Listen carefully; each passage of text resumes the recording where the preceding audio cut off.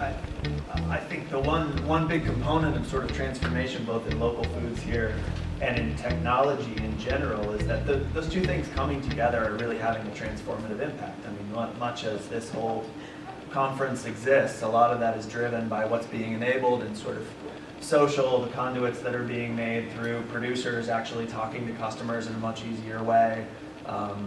Technology generally is really, is making that playing field a lot more equal and really starting to, make closer relationships between people in those communities. So I think, door to door was very much built around produce and organic produce and the distribution of organic produce. And the further that we've gotten involved in that business, we've really started to refocus on really understanding what the customer wants at the end of the day.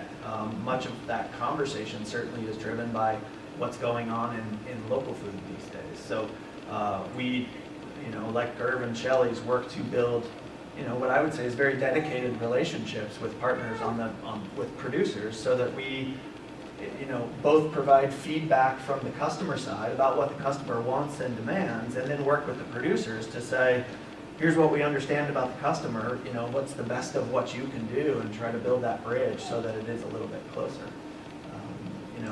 At the end of the day, if you think about, I really like the analogy really about what Whole Foods did to the grocery industry. And I think in part, Whole Foods looked at grocery and said, it's not just about the food on the shelves. Whole Foods does a great job about the food on the shelves. But what they realized was that food is a much broader experience. Food is a social experience. Food is about how you feel, why images are so important in terms of our health and wellness and community and all those other aspects. And Whole Foods really built the business model around embracing sort of food as culture.